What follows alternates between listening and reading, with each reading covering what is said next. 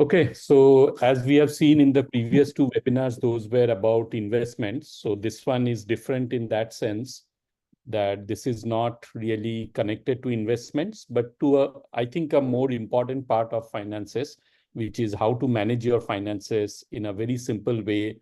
And I'm going to describe like 5 different steps, which are very easy to follow. And this is something kind of I have implemented in my own financial life, and we can see whether you like it or not. Okay. So why did I develop this system? And of course, everyone has a system of their own. Even if you are not managing money effectively, you will develop a system over time. And some are very efficient because if it works for you, then it is definitely a very efficient system for you. So Carla is a system that I had developed long back. And in fact, I have been practicing some of these and then I put together, I realized that it is a simple system that actually helped me a lot when repeated over a long time. And then I wrote a blog about this and then a lot of people commented on that blog. So that one blog became quite popular. So that's where I knew that even though it sounds simple, but it's a very important part that people connected to. And then I decided to now put it into a webinar and see if it helps other people. Okay. And really for me, it was a tool that helped me consolidate the financial flow in my life, especially after I moved to US and started operating in this in a different financial mode. Uh, it requires minimal efforts and minimal time spent. So this was very important for me, given that the other activities that we have in our life, I'm not a proponent of like spending 2 hours every day on finances. So ideally, this should be mostly on autopilot and just a little bit of keeping tab on things. That was the goal for this whole system. Okay. And definitely, I would love to know yours or how it connects to this, what changes you can make in yours, if that's something you can take away from this webinar. So that will be a win. If you can take away something from this webinar, or maybe just we can discuss if something is different in your case, that really helps. Okay. All right. I think Manjul joined. Hi, Manjul. Manjul, can you hear us? Yeah, hi Kingshuk. Yeah, sorry, I got delayed. Yeah, we are just on the first slide. So this is a system that I developed for my own financial this thing. And really, it's a collection of 5 different, very simple steps and largely automated so that you don't have to spend a lot of time and effort behind this. And definitely everybody has a system of their own. So I would like to know yours too, if you have any questions. Otherwise, also, if you take away something from this webinar, I think that's a win as well. Okay. Sure. Okay. All right. So as we looked in the last webinar, we talked about this financial transformation stack, and we really talked about L1, L2, L3. And today what we are doing is we are basically going top down. So we talked about investments, but really what is the foundation that supports those investments are like these 3 steps. The reboot, that means knowing where you stand today. What are your different like strengths, weaknesses, opportunities, threats in your finances? And then you have some goals that we can articulate in terms of SMART goals. And then we prioritize those, we allocate money towards those. But then the most difficult part comes is consistency. Like everything else in life, you can create goals, you can create everything, and you'll see that a lot of the productivity things are driven by SMART goals and things like that. But where people fail the most is in having a consistent routine for maintaining that momentum. Okay, so today's system that we are going to discuss, this Carla system, this really caters to the financial flow, and where we are going to talk about a budgeting system, how to track that budgeting system with minimal effort, and then how to automate most of your finances. Okay, and that's where I think when done over a very long time, that's when that really supports your L1, L2, and L3 investments. Because if you are not aware of your money flow, then you will not be consistently investing, or even when bad times come in, or let's say you have unexpected expenses, then you'll have the tendency to pull back on your investments, or you will be panicked when the market goes down, like it's happening last week. Okay. So I believe that this is really the foundation, and this is something that a lot of people do not get it right. Okay. All right. So who or what is Carla? So Carla is just an acronym. I realize that these are the 5 steps that I have been doing without any acronym or without giving it a formal name. But then once I was decided to write a blog on this, and that's when I came up with this acronym. I just rearranged the steps, and there I realized that it kind of gives it a nice name, Carla. So that's what I call it. Okay. And it is really an action-based plan. So you'll see that at each step, there are simple actions, there are simple insights that are very easy to follow, easy to implement. So it's not like reading a lot of theory or giving a lot of funda about, okay, you need to save and you need to do this, do that. It's all about implementation. So that's the best thing about this. Okay, so the first one is, we all know this is a very basic thing, but this is probably the most elusive thing, is how do we control our expenses? That means the first step is cap. And it really means that you know where you want to spend your money, you know where it is spent, and then you have a way to cap it or control it. Control does not mean you squeeze your lifestyle, but it just means that whatever you decide to spend, whether it is 50%, 70%, 90% of your paycheck, you know what you are going to spend it on, and you have a system to capture it. Okay, so that's really the first step, cap. And there are like many different ways of controlling expenses. Some people do it at a very micro level. Some people may say that, okay, I'm just going to spend 50% of my paycheck, and the rest will be used for paying bills like rent, smart mortgage, car loans, and everything else.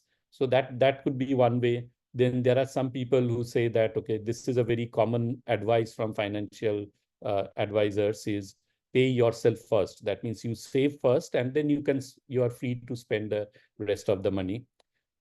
Another popular way that a lot of people, or I have heard from clients, they use it is they move the money that they are going to spend into a separate expense account.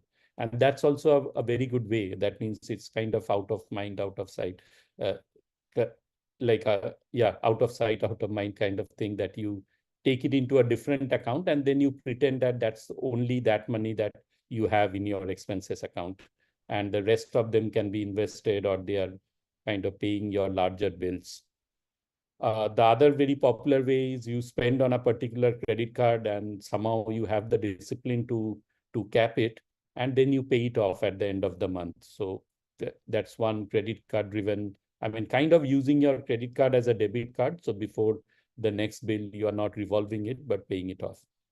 And then some people actually are more involved. So in that case, they will use a budgeting tool. Like Mint was very popular till it was obsoleted last year.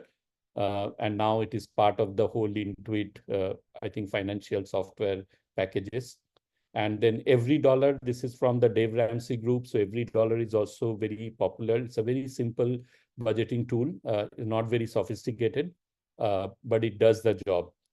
And then we have YNAB. So YNAB is also, it's pretty sophisticated YNAB. So you need to do a little bit of, you need to be involved in YNAB almost on a daily basis, but it is a very powerful budgeting tool. And I have been mainly using YNAB. I have used Every Dollar and Mint from time to time, but really what worked for me was YNAB. And recently I got accepted to the YNAB Coaches Academy, and I did a much more detailed course on that and got certified on that. But we are going to talk about the application of YNAB. Okay. So these are like 4 or 5 different ways, and I'm sure you have your own way. But the key here is knowing where your money is spent. That is very important for building up a good financial freedom framework. Or when you start to invest in, whether you are investing in L1, L2, L3, I think building or knowing where your money is spent, so that you know exactly how much you can invest, and you can actually consciously start increasing your investments also, because you may be finding free money to once you start controlling your expenses.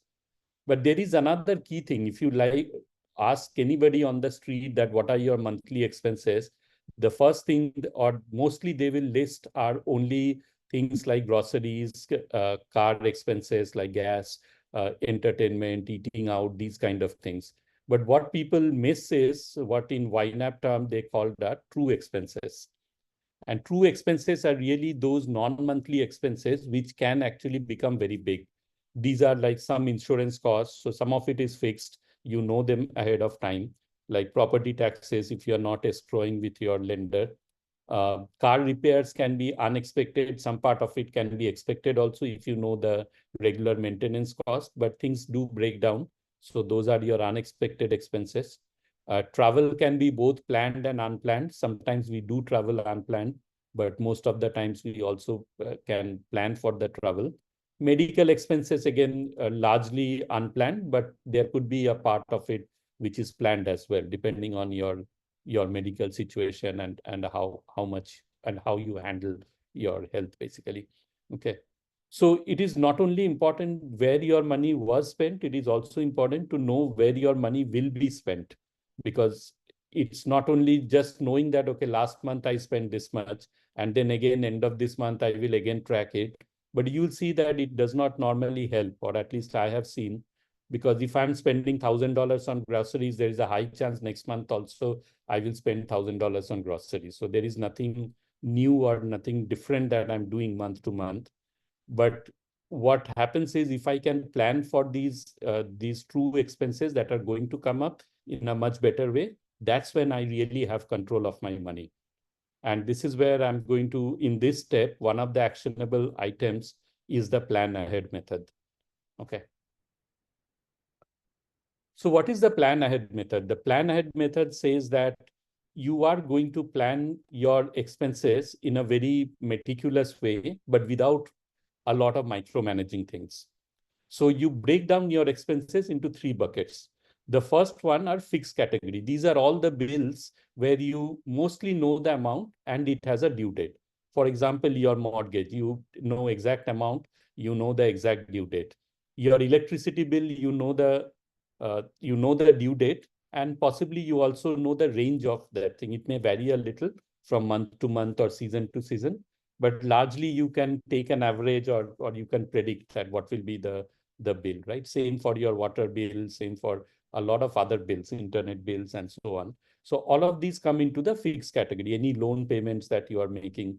So everything becomes a fixed payment on a particular due date. That is also very important. The second thing is the day-to-day spending. This is where most of the times our uncontrolled expenses happen, because these are really variable, right? Groceries can vary from maybe $800 a month to $1,200 a month, depending on how much you are eating outside, or you are having a party, or whatever, right? So a lot of things vary here, and these really don't have a due date, because you cannot put a due date on when you are going to fill gas in your car, or when you are going to eat up, or like going out for dinner or something like that.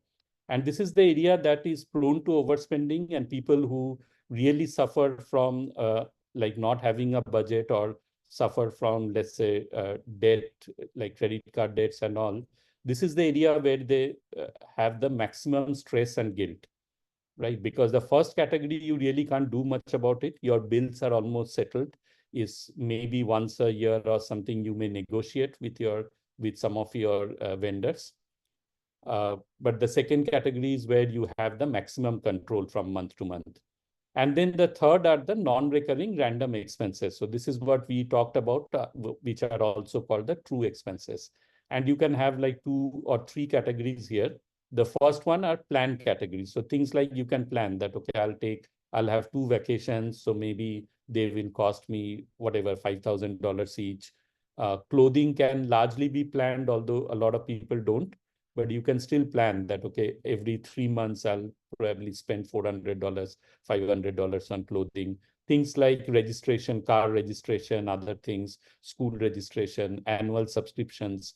These can be planned, property taxes.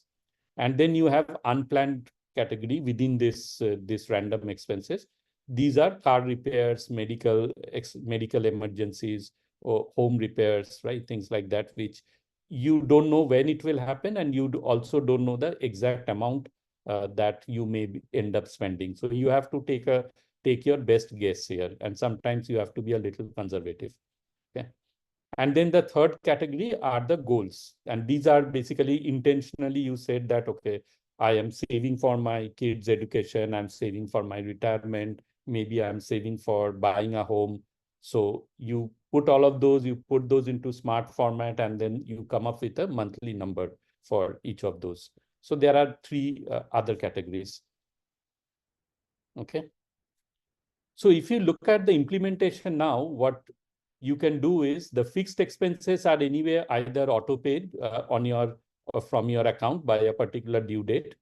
And then your day-to-day spending, you can actually send it to another expense account. And if you have a good idea, or if you have a target that I will not spend more than that, then that from your checking account, it will look like it's just another big bill payment that's happening. Maybe 50% of your paycheck will just be sent to that expense account as another bill. And then the non-recurring ones also, if you break them down into monthly savings, you have to do a little bit of guesswork for the unplanned ones, but you can have a target to, let's say, I'll save $100 every month for any upcoming medical emergencies, right? So any dental issues, vision issues I may have. So I'll just keep saving $100, $200 every month, so that 6-7 months down the line, if I have an emergency, I'll have $1,000, $1,500 in that particular bucket.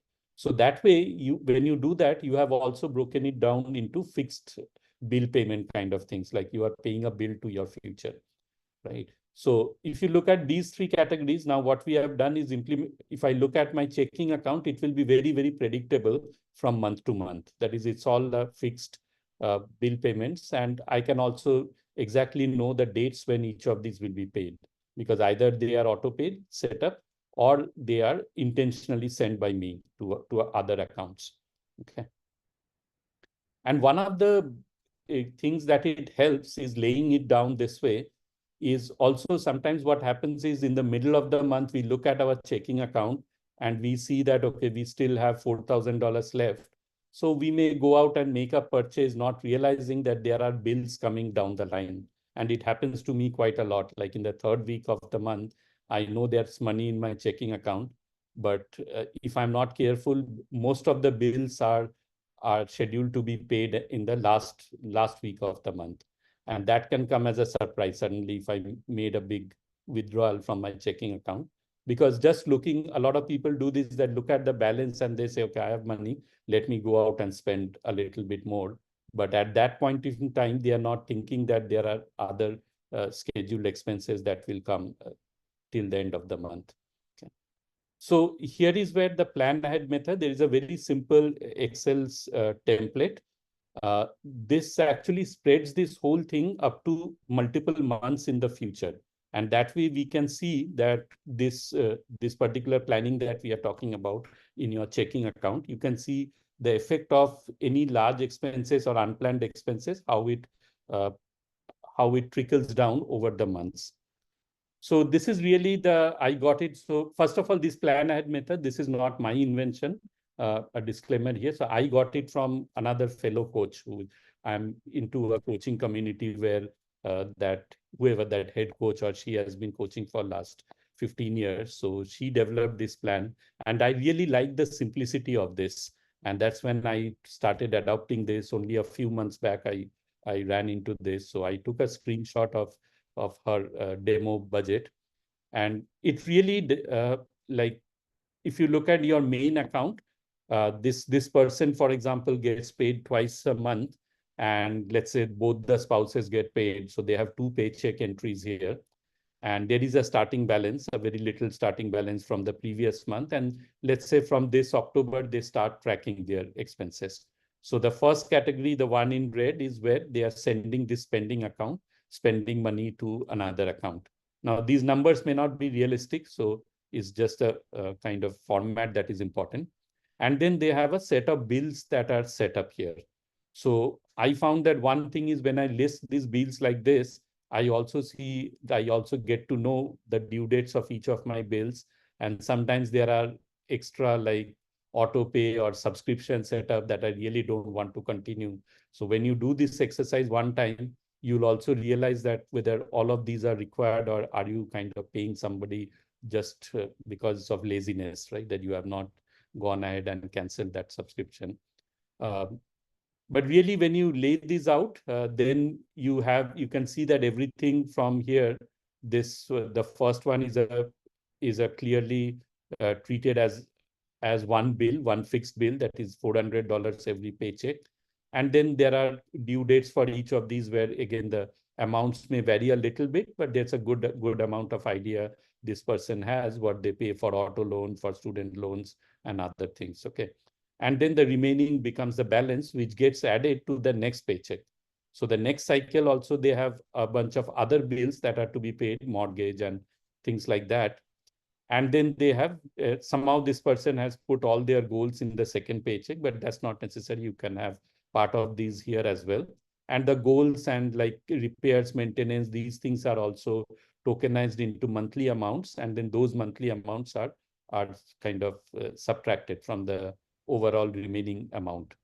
So that way, what happens is, let's say in the middle of the month, you see that there's $4,000, right? But when you look at your spreadsheet, you really know that at the end of the month, after all your obligations, you will be actually left with only 2,200. And even if you spend 2,000 here, that will immediately start impacting your future money also, because if you reduce this balance, it will reduce everything else going forward. Sorry, is there a question? Yeah, so this is something based on the assumption that this is the expense you will make. You will reserve this Right. fund for future Yes. expenses. Yes. So if you see, the only variability is not here. The variable part is what you have sent to the other account, right? This spending card. Okay. And for that, we can track in a different way. So I'll come to that. Okay. Okay. But what this gives is to your checking account. If you have one checking account and you are doing everything on that, this gives you an overall view of very easily to track. So even if 6 months down the line, you should see the same pattern in your checking account, especially for us who have a very simple, let's say, paycheck. Our paychecks don't vary too much, right? Okay. And even for people like realtors and all who may get paid $20,000 here and then only $2,000 next month, this carrying over the balance also, it shows them that if I make, like I have seen some clients who, let's say, have $5,000 of debt outstanding, right? There is always a question that I have, let's say, $7,000 in my checking account, right? Now, should I pay that off? I can pay it off, but that may not be a wise decision, because if you are left with only $2,000, you may have other obligations coming down the year where you may need that cash. So it might be better to just pay that loan off over a few months rather than just paying it off just because you have the balance. Okay. So those kind of trade-offs are easily seen from this plan ahead method. Kingshuk, it has a mention of some these uh, fields A and B. Is there any special significance of Yes, A, I'm B? coming to that. Okay. So what happens is, this is your plan for the month, right? But at any point, let's say in the second week, you want to see that, or that exactly how much of these have already gone out of your checking account. So you look at your checking account, and of course your paychecks would have come. So you mark them as X. That means these are done. And A are the auto pay setup. So that means, on 18th, there is an auto pay setup. B is a bill pay. Bill pay is just opposite of auto pay, right? Your vendor is not pulling, but your bank is paying that bill. So some people set it as bill pay, some people set it as auto pay. And the rest of them, that you have to pay, for example, to this Chase credit card, this person may have to send $25 on the 18th. So it acts as a reminder that you have not done this. When they have done it, they'll probably put a check mark here. So it's just to keep track throughout the month that whether all of these have happened or not. I mean, plan versus actual, basically. Okay. Any other questions? Okay. Does it make sense? Yes, Kingshuk, yes. Okay. Okay, so we get to the next part, which is automate, but it will kind of carry over the same thing. So The automate is basically really you get out of your own way. That means we talked about that, okay, you have to send this money and this thing, but ideally we all know that we can use bank transfers. So you can use any kind of financial automation, or you can just virtually use different categories in YNAB. You can plan for your financial goals. We talked about that, break them down into monthly savings, and then we'll send them to a savings account where for each of the goals. And automation, I'll also talk about automation in the next step, which is our reminder. So really, let's say you have done some calculations and you know that your fixed expenses, that means these bills are 45%, and you come up with this ratio that 30% are your discretionary expenses. So you will send it to another account. And then 25% money you will spend on goals, investments, and you can set up other goals like maybe saving for car repairs. Those are short-term emergency goals, vacation, property taxes, and so on. So really the way you can set up a very simple system is, and a lot of people use lots different credit cards and because of miles and these things, and they get overwhelmed. Okay. But this is a system that has worked for me. Of course, you can like improvise on this, or maybe another system works for you. But really, if you go with that plan ahead method, then you need one primary checking account, and your bills can either directly be auto paid from the primary checking account through SCH, or you may use one credit card where your bills are on the credit card and you know exactly how much is spent, as like how much will be deducted which on which date. So you can also keep a plan of, let's say, paying off your credit card periodically throughout the month. And then your large expenses, which are your discretionary account, that you send to another expense account. And there you can use a high cashback card, so that typically this is going to be the largest expense, apart from your mortgage, maybe. But mortgage, anyway, you cannot get a cashback. Mortgage has typically deducted from your bank account, and you cannot use a credit card for that. Okay. So for the main expenses, you can use a high cashback credit card, so that you spend on that, you get the cashback. Some people are very fond of the cashback. So, and then at the end of the month, you pay in full from that account. And the advantage of this is that anytime you want to see how much you have spent per month or this thing, all you need to do is you need to look at this account. And if you had to set up a budgeting tool, then you just set budgeting tool on this number 2 account, because number 1 is pretty much fixed. There is nothing to budget there. Okay, number 2 is where you will kind of break it down into further groceries and eating out and so on. But if you don't want to, you don't need to, because if you can keep your expenses within the amount that you are sending, then really essentially you don't need a budgeting tool, or you don't need to budget at all. And the third category, which is also kind of set as a bill payment, is sending to some high yield savings account where your goals, you can, like, for example, some banks like Capital One, Ally Bank, Synchrony Bank, they let you create multiple this mini savings accounts within the same account. And you can name each of those savings account as according to your goals. Like some can be for car maintenance, home maintenance, travel, right? Something else, let's say maybe you're saving for buying a home, things like that. And there you send them, and this should be ideally a high yield savings account, because this money that you are saving will be lying there for some time. So just like the discretionary account can still be a checking account, but this one ideally should be a high yield savings account. Now we can get 4% or so, because these are money that will stay there in that account for some time. Okay. And for travel, if you have travel as a goal, then of course you can have another credit card, which is for miles card, where you book all your travels and then you pay off from your travel savings account. Okay. And then what it does is, if you really want to track budget, then you track your second category, that second account that we talked about. So now, even though you are dealing with 3 accounts and 3 credit cards, you are not getting overwhelmed in YNAB by, you just connect one bank account and one credit card. That's it, right? Because that middle category is where you are interested in controlling or micromanaging. Okay. So any questions before we move to the next component of Carla? Kingshuk, I missed the fact. What's YNAB? What's full form for that? YNAB is a budgeting tool. It's called You Need a Okay. Budget.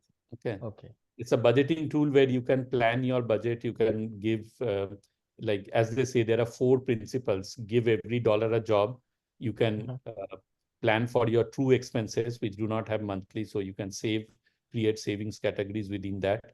Roll with the punches is a kind of funky this thing, because in real life, what happens is if you put, let's say, $500 for eating out, there will be months where you will end up spending more in that category, but less in another category. So within YNAB, you can actually adjust your goals on the fly.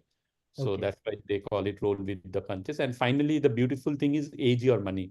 It keeps track of like every dollar that comes into your account or in the budgeting system. And then when you log the expenses, it keeps track that each dollar, how many months it has remained in your account without getting spent. So that becomes your age of money. Okay. And Okay. it's a good way of tracking that whether you are spending everything that you are earning or not. So whether you are actually implicitly saving or not. So it keeps a counter that keeps increasing as you keep uh, like tracking over months. Okay. Okay. So it pulls the data from the credit card and the bank account? Yes. So there are two choices. Either you can update it regularly on your own, Uh-huh. or you can connect to your bank account, to your credit card accounts. It also depends on the bank, because I have tried connecting mine. I've been using it for many years now, but Mm-hmm. sometimes I've seen some banks actually stop it. So they don't refresh the data very often. And it's Okay. not in the hands of these financial tools. It's like they have an agreement with the bank, but sometimes the bank's security system, especially if you have two-factor authentication on your bank, Mm-hmm. so it it does not work very well. Sometimes it refreshes, sometimes it takes like 4 days to refresh. By that time, there's a lot of transactions that get this thing. So recently I delinked all my accounts, and I've started just updating it like ideally I try to do it every day, because every Mm-hmm. day to do it is only few transactions that you Mm-hmm. have to update. Otherwise, I do, if I forget 2, 3 days or I'm busy, then I make sure that I do it on the weekend, like on Saturday. It takes me 15, 20 minutes to do the 7 days of transactions update. Okay. Okay. Okay. Okay. If you are interested, Manjul, I have a separate training. I help people set up YNAB. Mm-hmm. So, and I can show you in more detail how to, or the benefits of YNAB. Okay. Okay. Yeah, Manjul, I have tried this. This is actually a good Mm-hmm. tool. Uh, so I think it's worth exploring. Yes. Okay. Yeah, Samarpal had a session with me on this one. So, Yeah. Yeah. all right. Okay. Okay, so the third step, so we went through two steps, cap and automate, and both of them kind of like has this whole automation of how you control your money. The third one is the reminders, and reminders are also very important and this was happening to me a lot because I was so busy on my like day job, other activities, kids and all, that I used to frequently forget about like deadlines. Now, tax return might be a very common deadline that nobody forgets, April 15th. But there are several other things like insurance premiums. They send an email to you, then you keep kind of postponing it. I'll do it this weekend, next weekend, and then you may forget it, or you may do it in a very random way. So one of the things that has helped me is to set up a kind of a reminder system, and it can be as simple as just have entries in your Google Calendar where you know that okay, on this month, this date, this insurance premium is due. And it also helps you in planning the thing that we talked about, right? That some of the goal planning, then you know that in next 6 months, this insurance payment is due, and I need to start saving for this. So just mapping out all your different uh, like events, financial events in a calendar is very helpful. Another thing that kind of we miss a lot is, let's say you subscribe for a particular service on your phone or something, and you get a discount for an annual subscription. So you pay $150 or whatever in this July, and then you start using that service for a few days, but after that you don't like it, and or maybe you just forget about it, and what happens is till next July you have no idea that when it will renew, and next July suddenly you will again get another notification where they have already deducted, so you are stuck for another year. Okay. And setting a reminder here where on your Google Calendar, if you said that, okay, I bought this subscription today, that means next July or next August, it is going to renew. And typically an event in Google Calendar has a reminder system. So you can set it to send a reminder 7 days before, one day before, and so on. That way you'll know that, okay, this is something that will be deducted in next 7 days and I need to cancel it if you have not canceled it yet. Okay. Another way of keeping track of things is something that I have been doing very recently is every weekend you just have like a 30 minutes or 1 hour. Like ideally, the goal of this system is to keep it completely automated. That's why we can set reminders. But if you want to have more control, then one of the things that has worked for me is on my calendar, I book uh, like every Saturday on a different topic. Like this Saturday, I may look at my budget or the savings goals. If they are set correctly, I need to make any adjustments, right? Next Saturday can be looking at investments and see if there are something that I need to study or I need to set or tweak the 401k amounts or things like that, right? The third could be insurances. Like insurances, normally either we go with the default, whatever the company insurance is, or even if we do it, we don't revisit. Like let's say if you have $1 million of term insurance, but now maybe very recently you have taken a mortgage of 800K. So if something happens to you, ideally you would want your family to first pay off the mortgage, right? So that they have the least amount of liabilities. But then $1 million may not be enough to after paying off the mortgage, there'll be hardly anything left. So have you looked at your insurances? Are they enough? So maybe once Saturday or so, or once every 3 months, you have to have an appointment with yourself to look at your insurance. Also, another thing that comes with this incident is if something happens to you, do you have the right records for your family, right? Oftentimes we don't update. We make random investments, open bank accounts, but then don't bother to update our family. Okay. And the third thing would also be taxation. There are many times you have to, like, especially for people who run a business, you have to every quarter you have to pay taxes to IRS. Otherwise, you'll run into penalties and things like that, right? So, or any outside income, like if you have assets in India and they are generating income, then in a way it's an income outside of your W-2. So you are supposed to pay taxes every quarter. Otherwise, there will be a small penalty and interest and so on. Okay. There may be some bill payments that are not in your like regular monthly cadence, so you may have to pay them consciously. Okay. Like one thing that happens for me is my India home maintenance. I don't pay it every month, but after every 3 months or so, I pay it for 3 months, and same for electricity and so on. So really setting some reminders is really useful. And if you don't do any of these because you have like very well automated things, then also it's a good idea to set a recurring date with yourself, maybe every 3 months, 6 months, or maybe the last Saturday of the month, just to keep a tab on this system that, okay, is everything set up correctly? Does it need any fine tuning and things like that? And So, three things, I mean, yeah, sorry, go ahead. sorry, on the previous slide, Kingshuk, you Hmm. mentioned about the records, how we keep a track of the various Hmm. bank accounts, the various insurance, their username, passwords, Hmm. because not every family members are that active financially in financial terms like you are. Right. So I also manage in some brute force way and keep Hmm. on updating. But would you be also recommending a better, a more automated, more organized and safe way to to record your important like financial information, bank account passwords and insurance details, so that if something happens to you, your family have an easy way to have an access. Yes, so normally it depends on how paranoid you are. Okay, so Yeah. there are cloud services which does that, and I'm going to talk about one of them Okay. that I Okay. have recently started using. But again, Okay. I mean, we won't vouch for the security and things like that because Yes. nobody, right? Everything gets hacked nowadays. Correct. And Correct. so, so That I is will one never reason. put my password or account numbers there. For my Mm. password and all, what I do is I have like local files in my computer that and then maybe you have a copy where you just go the old way and just write down everything.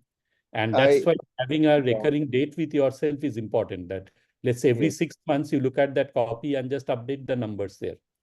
Okay, if you have opened any new account, just make an entry on that. This is how like our parents used to do that, and that still works, right? yeah. I use a slightly different way. I use basically, I save my details in peripheral hard disks, and I Yeah, you keep on can do that. updating every Yes. 15, 20 days or a month.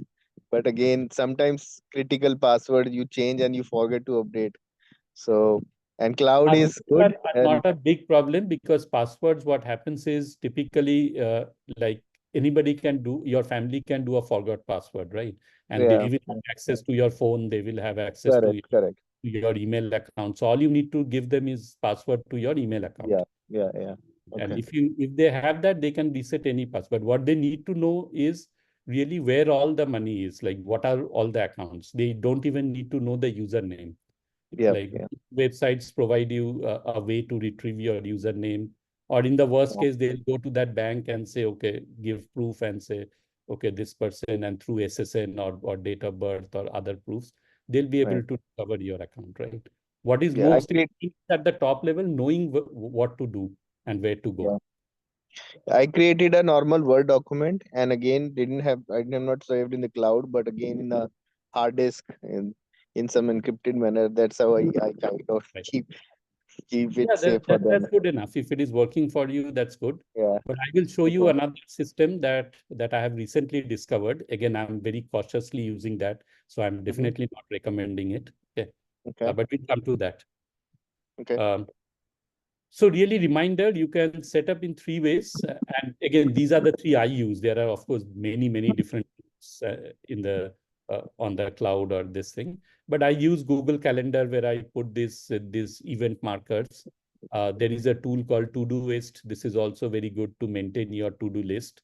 And then one of the features that I use, because a lot of our financial statements and financial actions, like your insurance premium is getting due, they'll send a reminder 3 months in advance.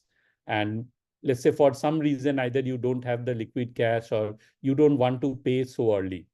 You want to pay it close to the due date.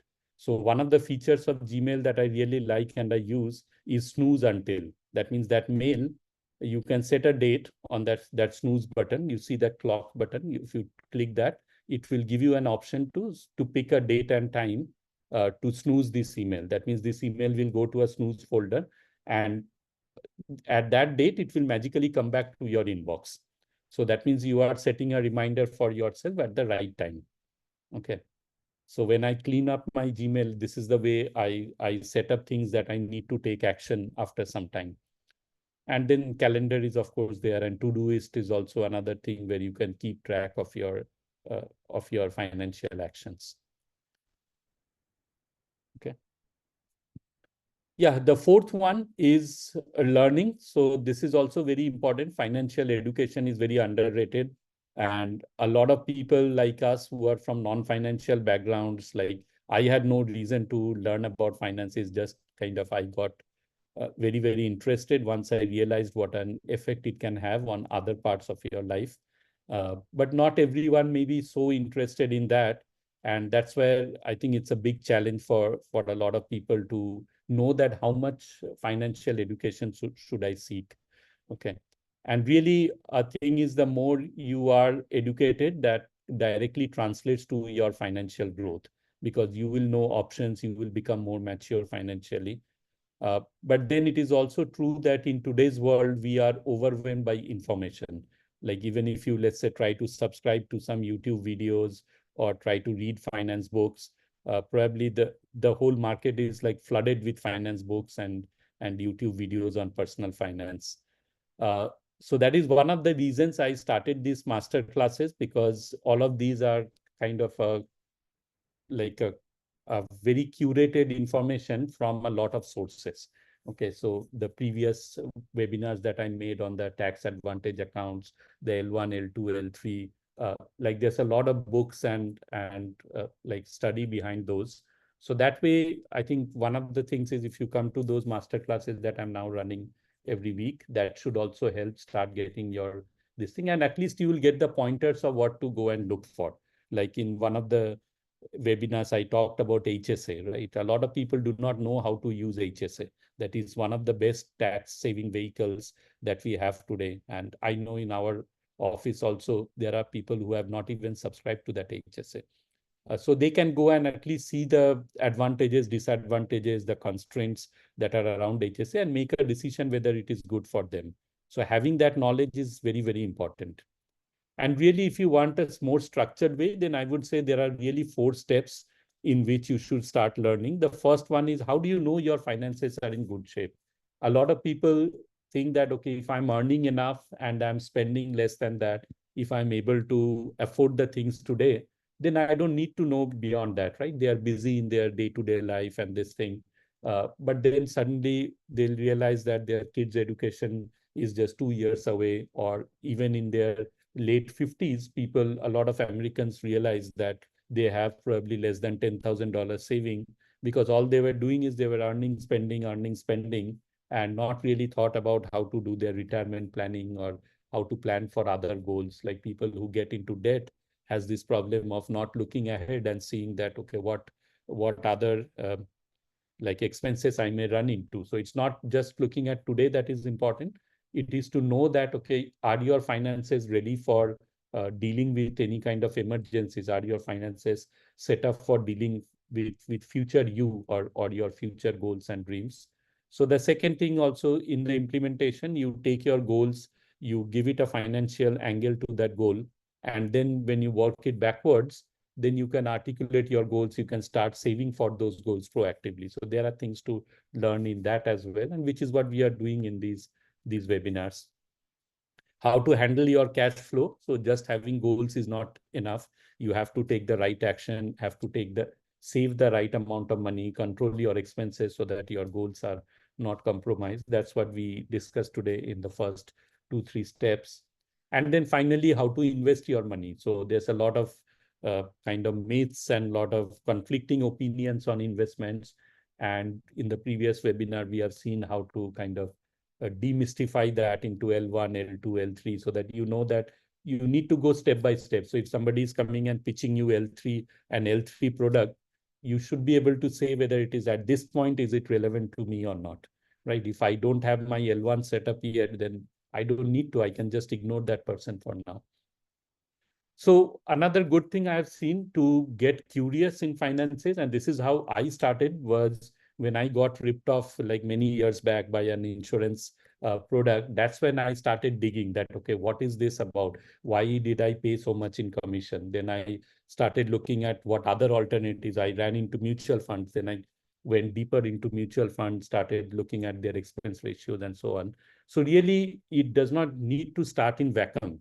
You can today go back, or let's say tomorrow morning, Saturday, you can look at your current investments and see that what is the purpose of that, or do you at all understand that business? For example, if you're still holding Tesla stock, right? Why are you holding that stock? What do you understand about that business? Are you taking a bet on Elon Musk's plans, right? Or should you be better off taking that money when the market maybe recovers a bit and putting it in S&P 500, where you have a broader diversification? Now, again, it's like a lot of time we talked about in the previous webinar that we make random investments. And one way to start learning is you go and question your own decisions and then see that, can you gather more information? Can you dig in more to figure out that why am I doing this? Why is this part of my financial this thing? A very good thing I understand, like a question to ask yourself is, a lot of people, let's say, hold their homes, or let's say you have a second home and you are holding it, you are afraid of selling it because prices may go up or and down. And one good question to ask there is that, if I did not have it today and if I had the money, right, will I buy it today in my current circumstances? Let's say you have a home which costs $200,000 at the market price, and you are not able to decide whether to sell it and put that money somewhere better, or should you keep holding it? So one question to ask is, rather, if you have that $200,000, are you going to buy that as an investment today? If not, then probably it's a good decision to sell it. So there are all these different questions that you can ask yourself, and that's where you start exploring the trade-offs, you dig deeper into the financial knowledge. Okay.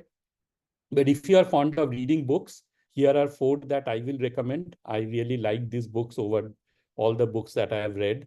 So the first one is a good starting point for somebody who does not know anything about finances and good financial management. I don't know if you have read this, but it's a very famous book. It was written many years, many decades back, and the principles are still the same. So it's called The Richest Man in Babylon, and it's about a historical this thing in Babylon, that time in Egypt, about a man who was basically it's written in a story form. So it's a very enjoyable read. And if you have a, let's say, an adult student who is just getting or about to go into a job, then this could be a good starting point. Then Ramit Sethi's I Will Teach You to Be Rich. The name is a bit phony, but it's really a very good book with a lot of practical advice. And I learned a lot from Ramit's book and just following him. So he's a very smart, like Indian financial coach, really. Okay. The third one, I have not named the book, but it is really, if you recognize this, it is Robert Kiyosaki's Rich Dad, Poor Dad.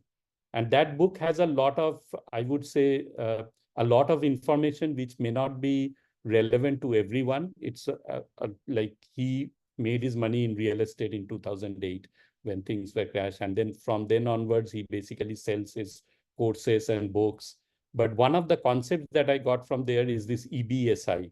It really says that in your financial life, you can be in 4 quadrants. You can be an employee, you can be self-employed, like people like doctors, accountants, and so on. You can run a business where you have your company, or you can be an investor. That means there are people who, let's say, are just investment is their full-time job, or they have reached financial freedom and all they are doing is just managing their investments, like big real estate investors, for example. Okay. And each of these has different tax treatment. Like as an employee, like you have no control on your taxes. Your taxes are paid even before the money comes to your account. If you are a self-employed, you have a few write-offs that you can do. Maybe you are meeting your clients, you are using part of your home. So IRS allows you to write those off, and then you pay your taxes. If you are a business owner, you get a lot more because a corporation can actually hide a lot of taxes, or like even very big corporations like Amazon, Google, they have like very good ways of avoiding taxes. Okay, so that's why their profit margins are so high. And then investors also have a lot of SOPs from IRS, like especially real estate investors and very sophisticated investors. They can go without paying any taxes. Like you may have heard that data about Trump not paying any taxes, even though his earnings are like in I don't know how many millions. Okay. So this is just for an information, but it's a very good concept about why like business or this thing is important. Of course, people have made it big as an employee too. I'm not saying that, but as an employee also, you can kind of do, let's say, at least the investment part. And if you do your investments correctly, then you can do very well tax efficient investments. And we talked about that in a previous webinar. Okay. Then the last book, this is very good and kind of it gels with my philosophy of looking at life goals. And this is a book where it's a compilation of some of the best financial experts or hedge fund managers, mutual fund managers, and how they actually invest their own money. So it's a very kind of eye-opening read where they don't make any complicated things. They just have one home which is completely paid off. They put all their money in simple mutual funds, even though they may be themselves managing a very complicated product for other investors, but their own money is invested in a very simple way. And in this, a lot of them talk about their life, how they look at finances. So it was a very good read that I found. Okay. And then the last one is archive. So in the interest of time, I'll just kind of a little accelerated.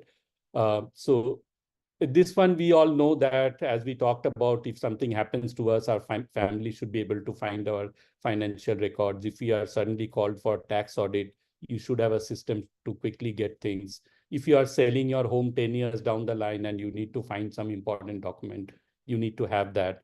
And again, this is not, there is no rocket science here. Everybody, according to your comfort, you may either, let's say, create good archive system in your Google Drive or in your own computer, or maybe just write in pen and paper, whatever. There are financial aggregator sites also where you can give all your financial information and it will give you a dashboard that you can share with your family, things like that.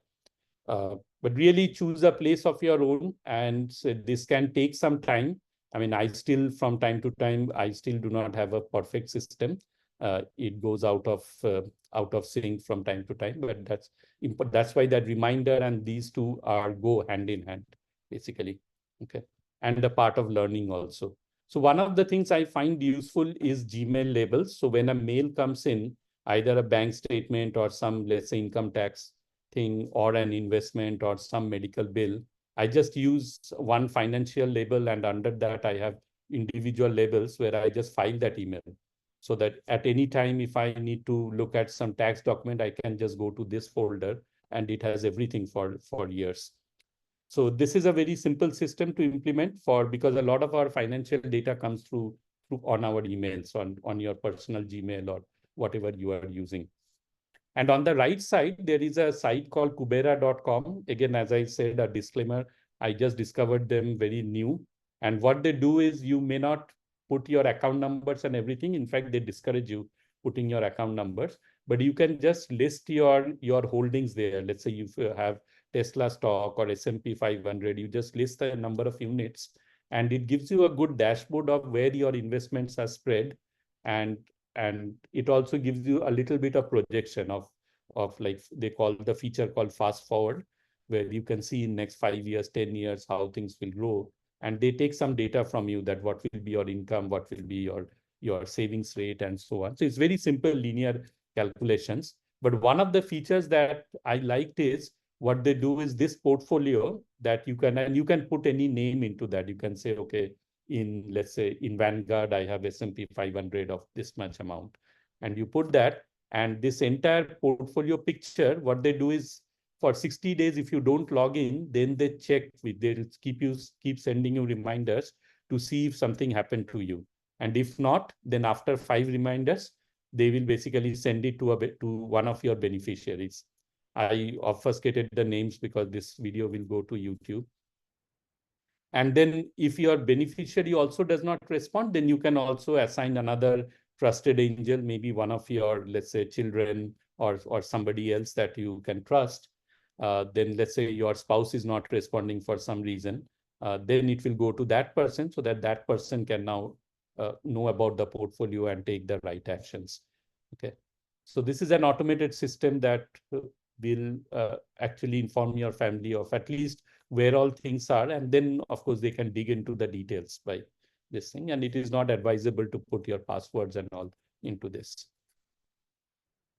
Okay. Similarly, for tax records, this is a hierarchy that I followed. It's a simple folder structure. I don't follow it to this thing, but this is the theme that I use, that whatever I'm sending to the CPA is under a 2 CPA folder.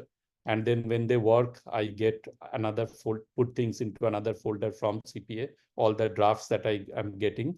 And after all the iterations are over, then things that are filed goes into this. And if there are any IRS communications, then you can have a third folder, IRS. And this is just one system I use. Of course, you can use your own.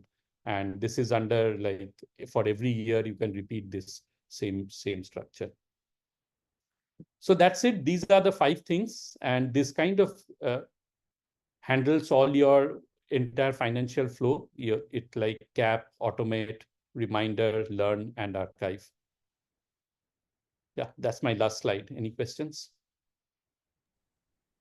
Well, this is good, Kingshuk. I think all are basic concepts, but giving a particular name and term to it and is nice. So it's good to see that. I think we are also following some of these things, whether Yes. we make whether we map it to a certain term or not. But good. I'm happy that I'm following some of these things already. Yes. So that was the idea. As I said in the beginning, you may have a system and which is Yeah. probably better than this because it is working for you. But Right. it's kind of a putting everything together that you should have one system for each of these, then you Right. complete the circle. Okay. So the Correct. name is not the important thing. It's the closure of the things that's more important, that you have all the components in place. Yeah. All right. Yeah, that's it then. Thank you. For any other questions? Let me It's stop. good. Thank you, Kingshuk. This Thanks was for good. doing this. This was very